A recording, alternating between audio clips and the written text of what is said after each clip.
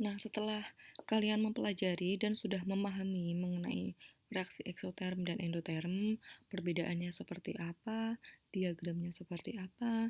Nah, sekarang kita beralih kepada entalpi yang tadi sudah sempat kita singgung sedikit.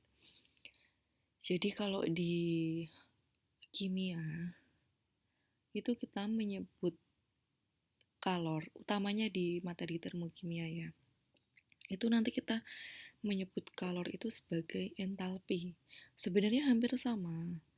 Entalpi dengan kalor itu hampir sama, tetapi kalau entalpi itu gampangannya itu adalah kalor pada tekanan tetap. Jadi kalor yang diukur pada tekanan tetap. Berarti berbeda kan antara kalor dengan entalpi. Kalau kalor itu ya energi kalor saja diukur pada tekanan berapa saja. Tetapi kalau entalpi itu adalah kalor pada tekanan tetap. Tetapi supaya kalian lebih mudah memahami, entalpi itu jika saya sebut entalpinya berapa, itu ya berarti kalor atau energi panasnya itu berapa yang menyertai suatu reaksi kimia. Kemudian rincinya adalah seperti ini. Entalpi adalah jumlah energi internal yang merupakan energi potensial dan kinetik serta kerja dari suatu sistem yang diukur pada tekanan tetap. Ini dia kata kuncinya, diukur pada tekanan tetap. Entalpi disimbolkan dengan H. Kemudian U itu adalah energi dalam atau energi potensial ditambah energi kinetik. Sedangkan V itu adalah work atau kerja. Besarnya entalpi tidak dapat diukur. Yang dapat diukur hanyalah perubahan entalpi. Jadi simbolnya nanti bukan H, tapi delta H atau perubahan entalpi. Mengapa entalpi tidak dapat diukur? Yang diukur hanya perubahannya saja. Karena entalpi tadi itu kan merupakan penjumlahan dari energi dalam atau energi internal, yaitu energi potensial dan energi kinetik. Nah, untuk energi kinetiknya itu atau pergerakan molekul-molekul materi serta gaya tarik-menarik dan tolak-menolak dari suatu zat, ya namanya molekul itu kan sangat kecil, jadi kita tidak bisa mengukurnya secara pasti. Oleh karena itu, yang dapat kita ukur hanyalah perubahan entalpinya saja, bukan entalpinya.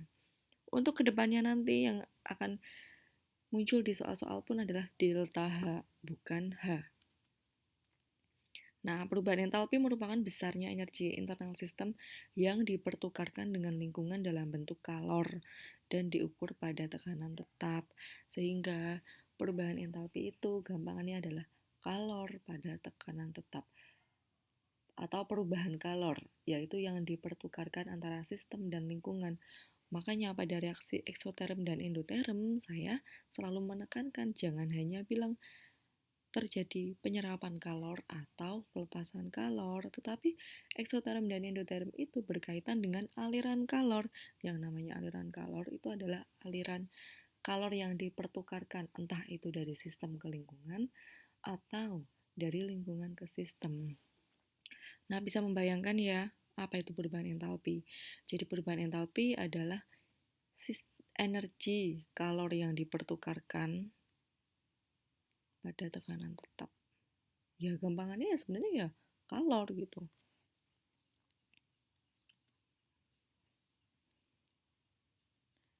Nah, perubahan entalpi adalah selisih dari entalpi akhir sistem dengan entalpi awal sistem. Atau dirumuskan dengan seperti ini.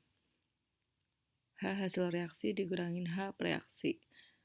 Kalau hasil reaksi itu kan produk. Produk itu kalau dalam persamaan reaksi kimia berarti ada di sebelah kanan. Atau ruas kanan dikurangin ruas kiri. Kita ingat lagi kalau yang eksoterm tadi delta-nya adalah negatif. Karena ruas kanannya nanti lebih kecil hanya daripada ruas kiri. Kenapa? Karena pada hasil reaksi entalpinya udah berkurang karena dilepas ke lingkungan, jadi ini nanti lebih kecil. Sedangkan H reaksi atau H sebelum reaksinya itu awalnya itu kan banyak, gede, karena belum dilepas ke lingkungan. Jadi nanti ini H hasil reaksi lebih kecil, sedangkan H reaksinya nanti lebih besar, otomatis nanti delta H-nya akan menjadi negatif. Kalau yang eksoterm, nah kalau yang endoterm karena menyerap kalor dari sistem ke lingkungan, maka hasil reaksinya nanti akan menjadi besar dan H reaksinya menjadi kecil, sehingga delta H-nya menjadi positif. Ini perubahan entalpi, kesimpulannya adalah kalor yang dihasilkan atau dilepas oleh sistem pada tekanan tetap. Delta H itu disimbolkan dengan Qp. Kenapa? Ya karena delta H itu sebenarnya sama dengan kalor. Kalor kan simbolnya Q.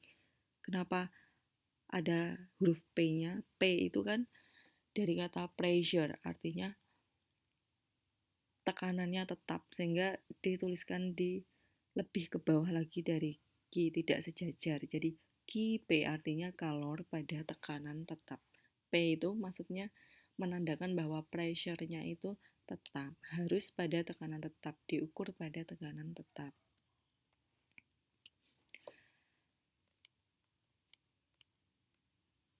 Nah, setelah ini kita akan belajar mengenai macam-macam perubahan entalpi.